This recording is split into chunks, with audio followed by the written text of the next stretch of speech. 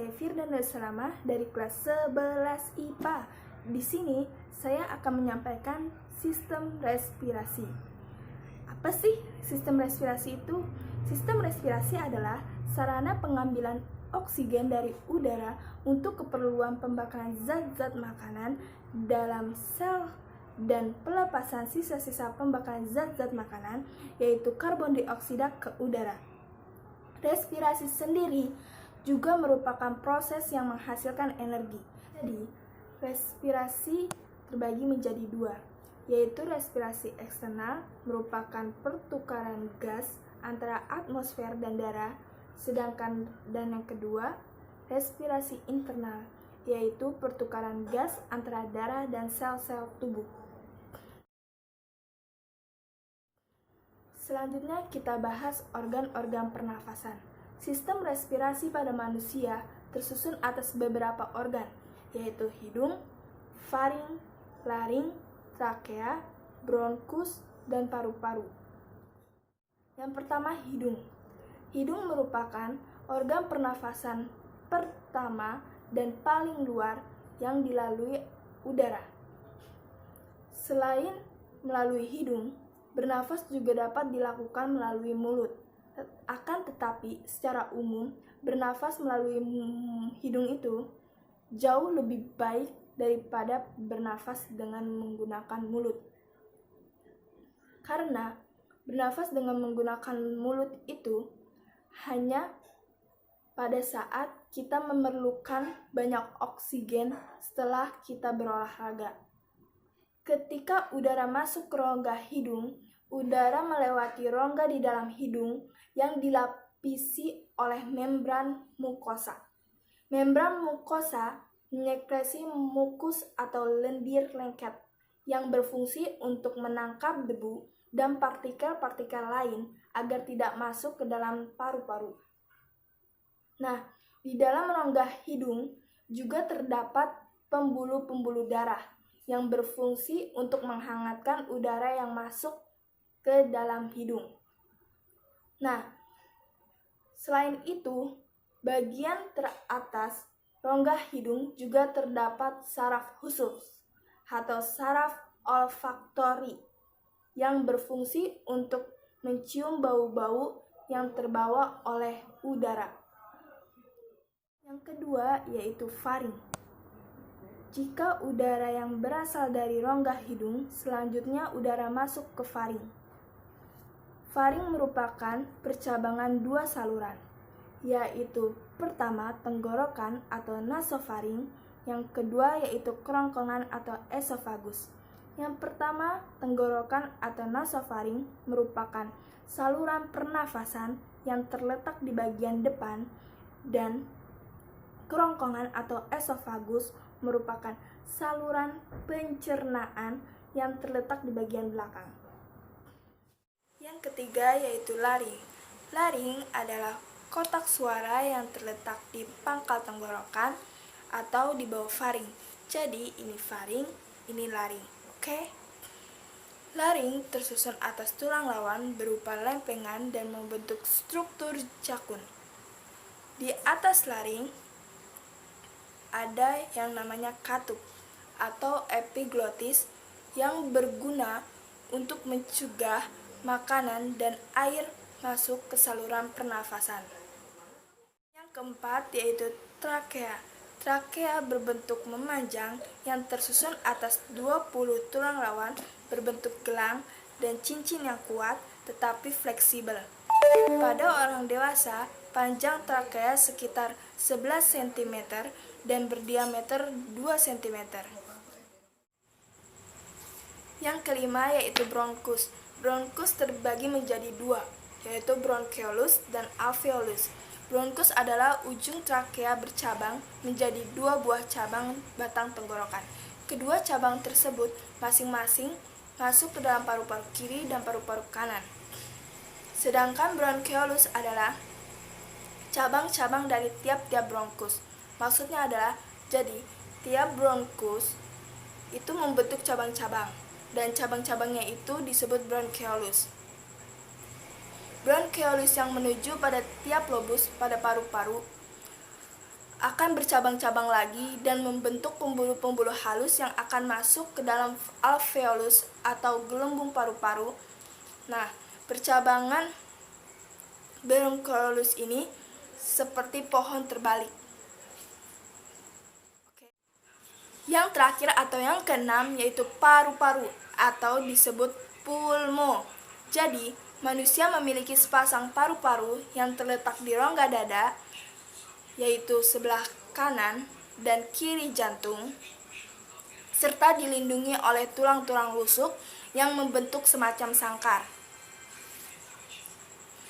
Paru-paru kanan terdiri dari 3 gelambir atau lobus, sedangkan paru-paru kiri memiliki 2 gelambir. Selanjutnya, mekanisme pernafasan. Mekanisme pernafasan terbagi menjadi 2. Yang pertama mekanisme pernafasan dada dan yang kedua mekanisme pernafasan perut. Yang saya akan jelaskan terlebih dahulu yaitu mekanisme pernafasan dada. Pernafasan dada adalah pernafasan yang terjadi akibat gerakan otot antar tulang rusuk. Pada saat otot antar tulang rusuk berkontraksi, tulang-tulang rusuk akan naik dan rongga dada akan membesar.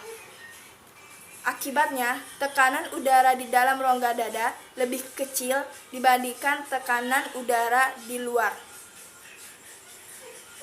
Peristiwa ini disebut inspirasi. Sedangkan ekspirasi kebalikan dari inspirasi, yaitu otot antar tulang rusuk akan berelaksasi atau mengendur, tulang rusuk akan menurun, sehingga rongga dada akan mengecil atau kembali seperti semula. Akibatnya, tekanan di dalam rongga dada menjadi lebih besar dibandingkan tekanan di luar rongga dada. Itu disebut ekspirasi. Yang kedua yaitu mekanisme pernafasan perut. Pernafasan perut adalah pernafasan yang terjadi akibat aktivitas otot-otot diafragma yang terletak di antara rongga dada dan rongga perut. Pada saat otot diafragma berkontraksi, posisi diafragma mendatar. Akibatnya, rongga dada membesar dan tekanan udara menjadi lebih kecil, sehingga udara luar masuk ke dalam paru-paru. Ini disebut inspirasi. Sebaliknya, pada saat otot diafragma berelaksasi atau kembali ke posisi semula, maka rongga dada akan mengecil dan tekanan udara menjadi lebih besar. Akibatnya, udara keluar dari paru-paru. Ini disebut sebagai ekspirasi. Oke, selanjutnya yaitu udara pernafasan. Udara pernafasan terdiri dari 6. Yang pertama, udara kapasitas total paru-paru, yaitu sebanyak 4,5 sampai 6 liter. Yang kedua, yaitu udara tidal atau pernafasan normal, yaitu sebanyak 0,45 sampai 0,5 liter. Yang ketiga, yaitu udara cadangan inspirasi atau udara komplementer, yaitu sebanyak 1,5 liter. Yang keempat, yaitu udara cadangan ekspirasi atau udara suplementer, sebanyak 1,5 liter. Yang kelima, udara kapasitas vital paru-paru, yaitu sebanyak 3,5 liter. Yang keenam, yang terakhir, yaitu udara residu atau udara sisa sebanyak 1,5 liter. Oke. Besar kecilnya volume udara pernafasan dipengaruhi oleh beberapa hal, antara lain seperti umur, berat badan, aktivitas, dan jenis kondisi. Oke, selanjutnya kita akan bahas kelainan atau gangguan pada sistem respirasi. Apa aja sih kelainan atau gangguan pada sistem respirasi? Yang pertama yaitu penyakit asfiksia. Penyakit asfiksia adalah suatu kondisi kekurangan pasokan oksigen yang disebabkan ketidakmampuan bernafas secara normal. Yang kedua, yaitu penyakit bronkitis. Penyakit bronkitis adalah suatu penyakit peradangan pada selaput yang meliputi bronkus. Yang ketiga, yaitu penyakit emfisema. Penyakit emfisema adalah suatu penyakit pecahnya alveoli yang disebabkan oleh bahan-bahan kimia yang terdapat dalam asap rokok, debu-debu industri, dan polutan udara lainnya. Yang keempat yaitu penyakit asma. Penyakit asma adalah suatu gangguan pernafasan berupa sesak nafas yang dipicu oleh alergi terhadap serbuk sari bunga, tungau, debu, rambut-rambut hewan, virus-virus tertentu, dan oksida nitrogen dari asap kendaraan bermotor. Yang keenam, yaitu penyakit kanker paru-paru. Penyakit kanker paru-paru adalah penyakit yang disebabkan oleh abnormalitas pembelahan sel pada jaringan di paru-paru. Faktor pemicu kanker paru-paru terbesar adalah paparan asap rokok yang secara terus-menerus. Yang keenam, yaitu penyakit fibrosis sistis. Penyakit fibrosis sistis adalah suatu penyakit genetik yang diturunkan oleh orang tua dari orang tua ke anaknya. Yang ketujuh yaitu penyakit virus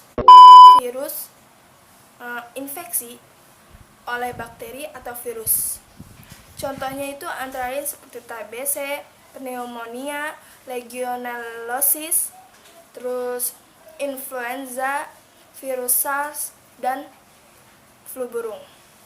Oke, pembahasan yang terakhir yaitu tentang bahaya rokok. Sebelum kita mengetahui apa aja bahaya dari rokok, saya akan memberitahu sedikit informasi yang saya ketahui. Jadi, pada tanggal 31 Mei merupakan salah satu hari besar yang diperingati oleh dunia internasional. Ini bukan seperti hari raya keagamaan atau semacamnya, tapi ini diperingati sebagai hari raya tanpa tembakau. Karena tembakau ini merupakan salah satu bahan baku dari pembuatan rokok, dan rokok ini merupakan salah satu masalah besar bagi kesehatan manusia. Oke, jelas. Jadi, asap rokoknya ini juga dapat menyebabkan bronchiolis ini mengkerut atau menyempit dan menaikkan silea sehingga silea berkibas lebih lambat dan kurang efisien. Kemudian, apa aja sih bahaya dari rokok? Yang pertama, rokok dapat menyebabkan kanker paru-paru. Yang kedua, dapat menyebabkan jantung. Yang ketiga, dapat menyebabkan komplikasi diabetes. Yang keempat, dapat menyebabkan gigi menguning dan mengkropos. Yang kelima, dapat menyebabkan kolesterol tinggi. Rokok juga berbahaya bagi ibu hamil karena dapat menyebabkan bayi lahir dengan berat badan di bawah rata-rata dan dapat menyebabkan keguguran dan bayi menjadi cacat. Oke, sampai sini informasi yang saya berikan. Semoga bermanfaat bagi kalian semua yang menonton. Sampai jumpa lagi. Annyeong. Bye-bye.